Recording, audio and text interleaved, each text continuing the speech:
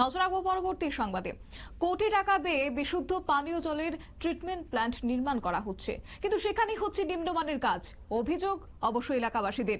দীর্ঘ বঞ্চনার পর অবশেষে তেলিয়ামুড়া মহকুমার মুঙ্গিয়াকামী আরটি ব্লকের অধীন 18মুড়া এডিসি ভিলেজের 18মুড়া পাহাড়ের পাদদেশে 48 মাইল কৃষ্ণমণি চৌধুরী রিয়াংপাড়া এলাকা বসবাসকারী জনগণের জন্য বিশুদ্ধ পানীয় জল সরবরাহের জন্য একটি ওয়াটার ট্রিটমেন্ট প্ল্যান্ট নির্মাণ করা হচ্ছে। তবে এলাকাবাসীদের অভিযোগ হচ্ছে এই প্রকল্পের কাজটি অত্যন্ত নিম্নমানের হচ্ছে এবং কাজের গুণগত মান তা নিয়ে তাদের মধ্যে ক্ষোভ সৃষ্টি হয়েছে। এলাকার মানুষের দীর্ঘদিন ধরে বিশুদ্ধ পানীয় জলের সমস্যায় তারা ভুগছিলেন এবং পানীয় জল সংগ্রহের জন্য তারা দূর দূরান্ত থেকে জল আনতে হতো, যার দৈনন্দিন জীবনযাত্রায় চ্যালেঞ্জের সৃষ্টি হয়েছিল তাদের। স্থানীয় জনগণের দীর্ঘদিনের দাবির পর বিজেপি সরকারের প্রচেষ্টায় এই বিশুদ্ধ পানীয় জল সরবরাহ প্রকল্পের কাজ শুরু হয়েছে। কোটি টাকায় ব্যয়ে এই প্রকল্পের মাধ্যমে এলাকার মানুষের পানীয় জল সংকট মেটানোর আশা তারা করেছিলেন। তবে স্থানীয়দের অভিযোগ এই প্রকল্পের কাজ অত্যন্ত নিম্নমানের হচ্ছে। তাদের অভিযোগ নির্মাণ সামগ্রীতে গুণগত মানের অভাব রয়েছে, প্রকল্পের কাজের গতি অত্যন্ত ধীর। এমনকি কিছু এলাকাবাসীর মতে যে স্থানগুলিতে পানীয় জলের সরবরাহের জন্য পাম্প এবং পাম্প লাইন স্থাপন করা হচ্ছে সেখানে একাধিক ত্রুটি রয়েছে, যা পরবর্তীতে আরো বড় সমস্যার সৃষ্টি করতে পারে। কি রয়েছে অভিযোগ শুনুন।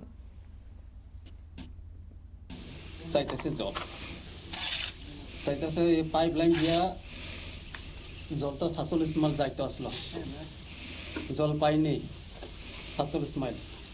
47 জল পাই নাই দেখিয়া এখানে ওয়াটার প্রুফ এখানে করতেছে ট্যাঙ্কি, এখানে জল স্টপ করব, জল স্টপ করে সারা 47 জল ছাড়ব, সারা স্টপ করে জল ছাড়ব, এরপরে সিনটেক বানিয়ে এরপরে পুইন সুইন লাগিয়ে এখানে ছাড়ব।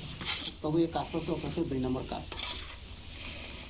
2 নম্বর কাজ চলতেছে এখানে সিমেন্টের সব 2 নম্বর, ইটের সব 2 নম্বর কাজ চলতেছে। এখানে কন্ট্রাক্ট দ্বারা আইও না, দেখছেও না, কিছু না, আমরা অপারেটরের কিছু কথা কইছি না।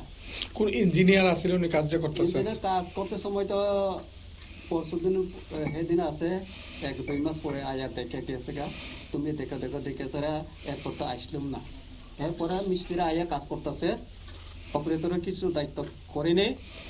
এরপরে তার কিতা কইতাছে আমরা জল ছাড়াই দিতেছি, জল মিশাই দিছে।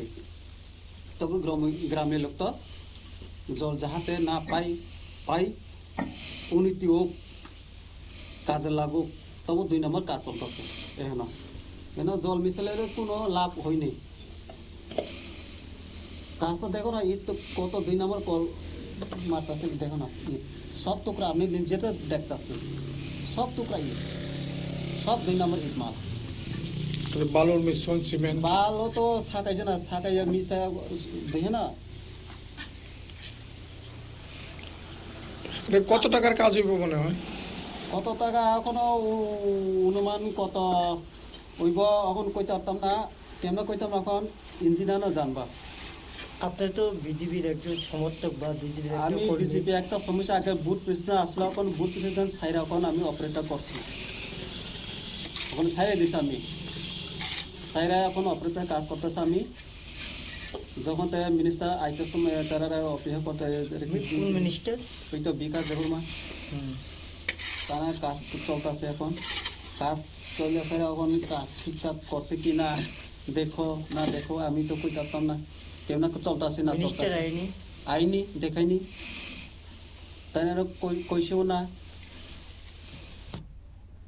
অবশ্যই এই নিয়ে এলাকাবাসীরা বলছেন যে আমরা দীর্ঘদিন ধরে এই প্রকল্পটির জন্য অপেক্ষা করছি, কিন্তু কাজের মান এত খারাপ কেন তা বুঝতে পারছি না।